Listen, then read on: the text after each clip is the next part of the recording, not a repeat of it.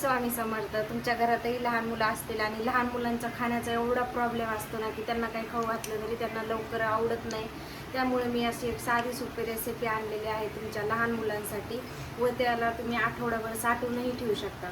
So चला बघूया आपण काय रेसिपी आहे. तर सगळ्यात पहिले मूग डाळ घ्यायची. मूग डाळ, इंद्रायणी तांदूळ, इंद्रायणी असले तर बेस्ट आणि दुसरे असले तरी घेऊ शकता तुम्ही. शाबू घ्यायचा 1 वाटी आणि काजू आणि बदाम या सगळ्यांना भाजून घ्यायचं.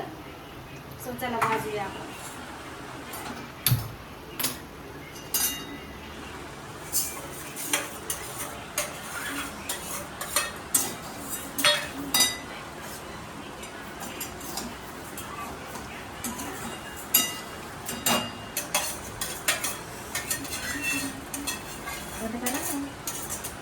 मूग डाळ भाजून घ्यायले. त्याला थोडंसं लाल कलर येऊन द्यायचा, म्हणजे जास्त लालही नाही आणि एकदम मीडियम. इकडे दाखवा. हे बघा अशा प्रकारे भाजून द्यायची. आणखी एवढी नाही बरोबर भाजली तरी पण. ह्या खाऊला तुम्ही आठवडाभर साठवून ठेवू शकता आणि नंतर बनवायला पण एकदम सोपी.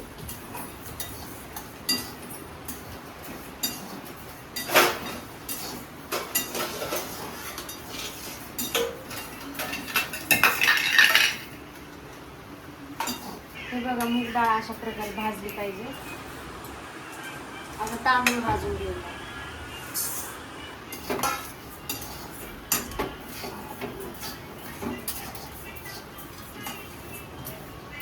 ह्याची रेसिपी एकदम भारी आहे, मुलांनाही झटपट आवडते.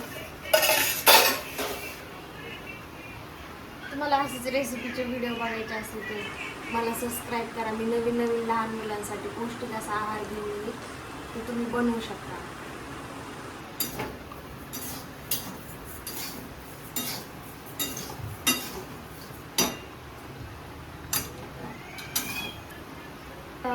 जास्त लालही नाही, काळपट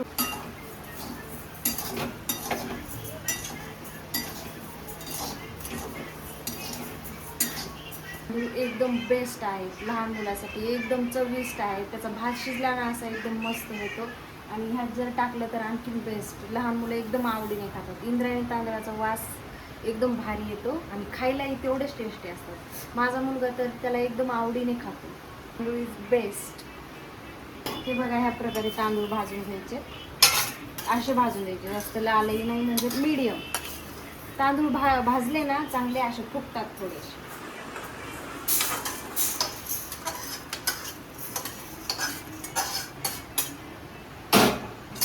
त्यानंतर शाबू भाजून घ्यायचा.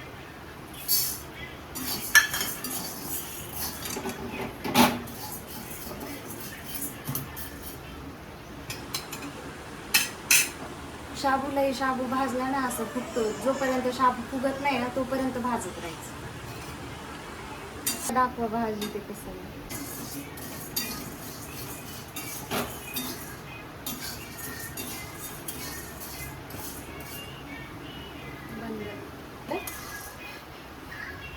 माझ्या शाबूचं धूरच निघाला, खूप जास्त भाजले गाईज माझ्याकडून.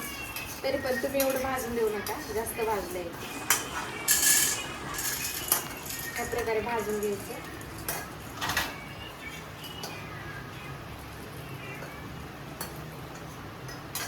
आता काजू बदाम भाजले.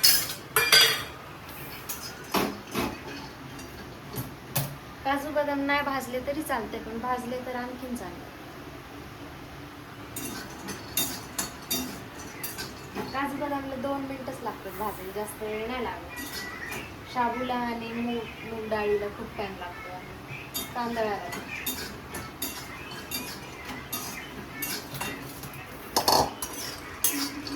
आता ह्या सगळ्यांना थंड होण्यासाठी 15-20 मिनिटं थंड होण्यासाठी ठेवायचं. त्यानंतर ग्राइंडरमध्ये फिरून घ्यायचं.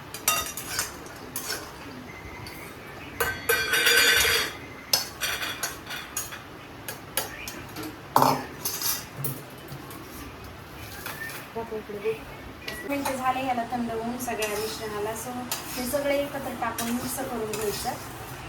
असं म्हणजे मिक्स करून घ्यायचं, म्हणजे एकत्र मिक्सरमध्ये निघून जायचं.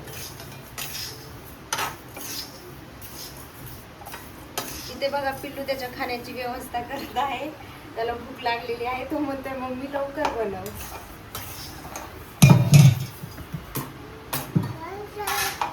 दे इकडं पिल्लू दे.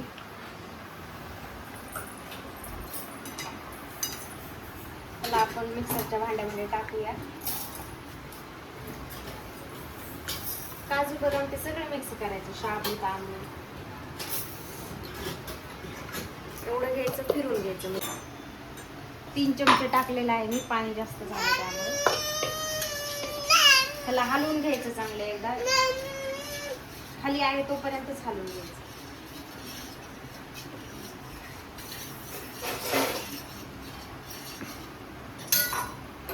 आणि ह्यात अर्धी वाटी साखर टाकायची. अर्धी वाटी साखर टाकायची.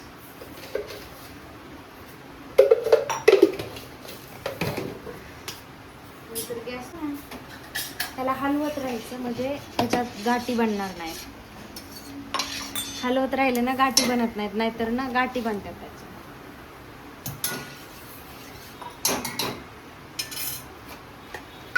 जर तुम्हाला ही रेसिपी आवडली असली तर माझ्या चॅनलला सबस्क्राईब करा, लाईक करा, बेल आयकॉनवर क्लिक करा, जेणेकरून तुमच्याकडे सगळ्यात पहिल्यांदा माझा व्हिडिओ पोहोचेल. उद्या एक नवीन रेसिपी सोबत भेटूया आपण. तोपर्यंत श्री